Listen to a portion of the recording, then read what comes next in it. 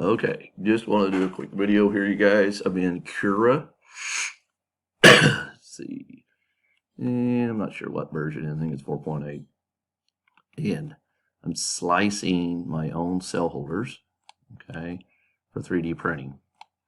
Something I kind of thought about when I built some of these, where I actually bought them from the cell holders from China, and they were 5x3, I think it was. So I decided to basically kind of create my own design and add a few features that kind of help me out on making my packs, which I bought the 5x3. So 1, 2, 3, 4, 5. 1, 2, 3, 4, 5, 6, 7, 8, 9, 10. So I did a 5x3, and then of course I did the all the way down to here, which was 5 of those, okay, to get me 15. So I got 150 cells and 10 wide. So it made really good packs. 7 of these give me 10 kilowatt. So if you use 2,000 or a little bit above, or up to 3, I got some 3,000 milliamp cells. That some of them are just a hair over that, and most of them are just right around 2 or a little over, 25, 26. But anyways, what I wanted to get to was I am creating these right here, and actually I can design this same design, which I got done it all in Fusion 360. Okay, so, and I want to let you guys know, if either of you are interested. And of course, I can break these up. See, all these right here are overlapped, but when I export it out, and then I can change this and reduce this down to whatever sizes you want, as long as it's 5x3. So I can do 5x3s. I can do 10x3s, and I can do 10 by 2, 3, 6. So 10x6 packs. And these will have holes in them. So I thought that would be neat to add, because when you're putting these together, you need something to help hold them together. Once you spot weld them and you put your tabbing on here, which I'm using the fused ones from Battery Hookup. So if you haven't seen them, you need to check it out, because it creates a tabbing that goes from cell to cell, but it also has a spiral piece of metal and then a little round plate that you spot weld the top and bottom of your cells. So you can either do one side or you can do both. I do both. But one thing I noticed when I put the packs together, of course, I used Kapton tape and wrapped around it. And of course, I used a twisted wire to create a bus bar. So, I brought the bus bars in like in the center here, and then I curved them over and it went down through here, and then put some tabbing across the bus bars and then some soldering. So to create a good connection throughout all the cells. And of course, this is all going to be one 4-volt cell. Okay, so 150 batteries, basically lithium cells, and then I got 7 series. So I run a 24-volt system. But anyways, when I use the ones from, you got to buy from China, they got little indentions in these areas, and you can drill through them. But I noticed a lot of them broke because it's really thin material. And so I'm 3D printing these, so they're going to be stronger because it's solid. But also I have recently added the holes in these areas to give you a place to put wire ties. So whether you're making a small pack or a larger pack, you can put a wire tie here and here and here, or all the way across if you want, and then go down and put wire ties. So just basically what I do is stick them through both sides, and then take another wire tie and slip it over the end and just snip it off. Okay, and of course what that does is hold these together good and tight, and you got a good tight pack. And then plus it could actually hold it while you're doing the tabbing and doing your spot welding. That way things are not moving and shifting. And of course, as you finish it and want to move it around, then you're not putting undue stress on all your tabbing material or your fusing, because the tabbing will hold it good and tight, and you really probably wouldn't need that. But if you use the fuse type, you don't have as much of a hold in this area. So by having something going through from one side to the other, so you got this on the top and the same thing on the bottom, then when you run a wire tie through and then pull that together snug, then that's going to keep that pack good and tight, and you're going to put less stress on all those fuse points because they don't hold as tight the way they're made. And when I made mine, of course, I had to drill through here, and I think I did some on the edges too, like down here and here on the corners, because this all wanted to flex a little bit, especially when you moved it around. So to keep them from having any problems, I figured I would design this with some holes in mine. So if you guys was interested in anything like this, I'm probably going to be producing these and selling them, and going to try to make it reasonable priced. Of course, I got to figure in for the time it prints, because this takes right at 24 hours to print one of these. Okay, so material wise, no, I don't have a whole lot invested. And of course, I think it's going to wind up being cheaper than the ones you buy. And of course, you hopefully won't have to wait as long, because it takes a ridiculous amount of time to get this stuff in from China. If any of you have bought any of it, you'll know.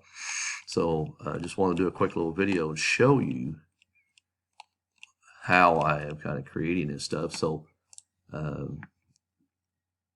you've had any 3D printing experience, to show you a little bit about how I got it set up. And of course, right now, I got everything in a concentric mode, and this will show you layer by layer as this is being printed. So this should print out just like this. So it's going to create a layer and then work its way up. And then of course this is right here is the structure on the inside, which is called infill. And then as it gets up, it's making it 6 layers on the bottom, 6 layers on the top. So as it gets close to the top, it's going to start filling in and then creating these blocks on top.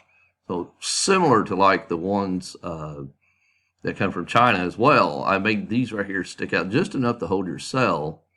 But if something happened, you have, say this cell goes bad, you could still either push through or cut these off, and then push that cell out, and then put you another cell in it and replace it. And of course, then spot weld you some tabbing or solder it, and then you can replace that cell fairly easily and without having to completely destroy this pack and tear it all apart.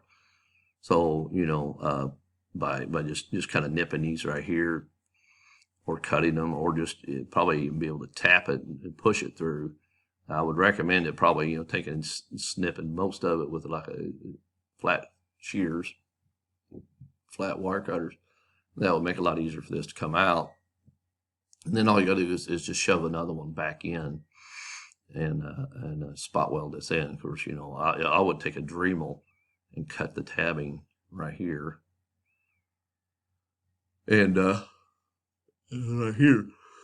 So, and then when you put it back in there, all you have to do is put a piece of another fuse on here, and then do a little solder on these points over here, and you're back in business. That cell's been replaced. And of course, you'd want to put almost the same capacity cell in that spot as that you took out. I do run everything through Repacker Online, which is a very good idea. I got my cells within 0.04, I think it is, between packs by doing that. So you run through Repacker, and you create each cell group as close as possible to the same. So basically, each of my 7 batteries pretty well are at the same capacity within just a very small amount. So actually, I can show you real quick. I can log into my system and show you where they're at this point. They're fully charged.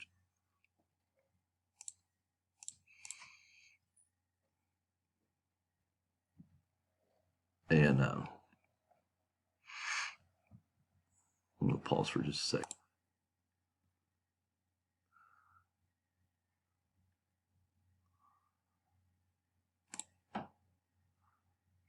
So as I log into my remote system here, which controls my batteries for my backup, this has the, of course, this right here is my charge controller, MPP Solar. Very, very awesome charge controller, off-grid inverter, on-grid inverter. This gives you full control of the charging it does. It has backup where it can actually charge your battery bank from the grid if the batteries get too low. And it shows you when you're actually, if you're overproducing, it will actually send out and backfeed to the grid. This has island protection as well. So like if the grid goes down, this right here does not feed into the grid. That would cause harm to someone working on lines. This also, I got it wired in through a generator backup box, basically, so I could have the off-grid section, and it's all on breakers. So anytime I lose power, I just go out and flip some breakers, and we're back in business. This is the Batrium system, and the Batrium is monitoring my cells. So right now, fully charged, okay, after and then they stay pretty close to this. Once in a while I'll run them down just to see how they're cycling. But this is the slowest pack I have, okay. It's 4.01, 4.05.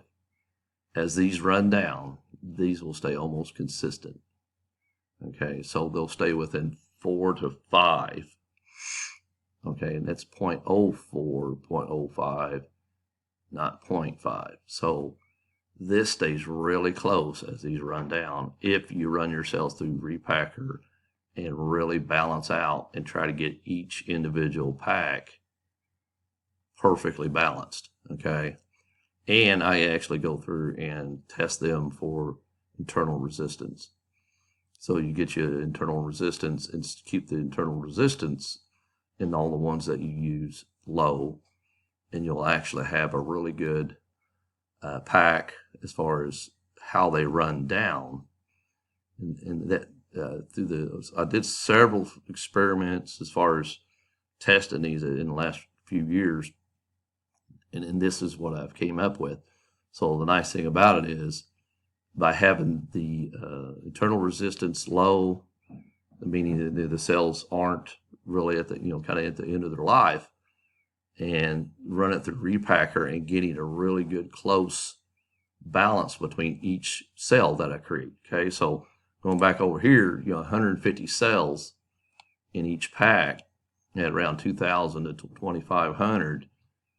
And when you run it through repacker, what I did was I made sure that this entire pack was pretty well balanced as far as what it came out to between this pack and say the next pack.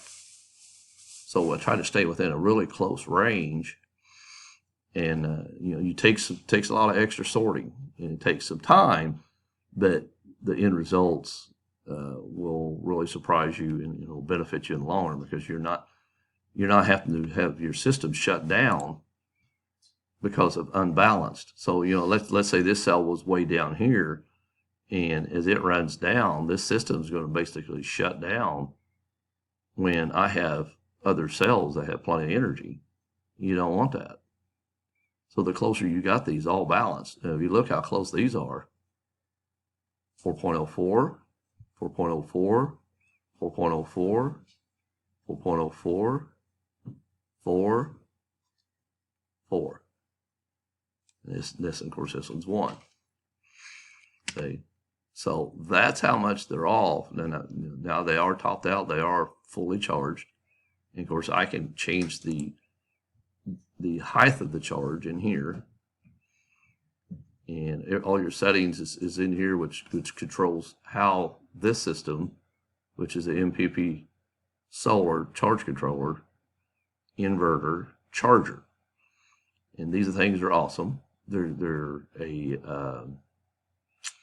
split phase, Okay, so it only runs on one leg. This is a 2,400 watt charge controller. It can be seriesed up to 6 times.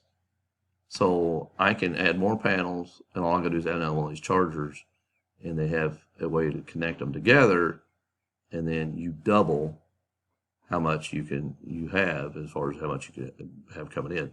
I got 1,200 watts of panels coming into it, so it'll never really have any problems. I think this goes as high as 80 amp as well.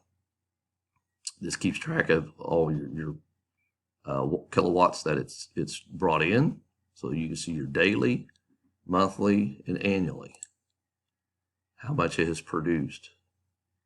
Okay, this is all last year. I got it toward the end of, I think it's 2019. Yeah, I got it toward the end of 2019, got it all going. Actually, I had one before that, but lightning struck and took it out. And of course, I've since put in other precautions to keep lightning from getting the system. But this is the new one after the other one got burnt. Finished up this year, all of last year, and then of course this year starting out. So I've already got this almost 200 kilowatts for the first 2 or 3 months, and it's been very cloudy around here. So you can see how much it's producing. You see how much it's charging as far as your battery voltage, everything you want to see. This is how much is going out and being used, which is next to nothing.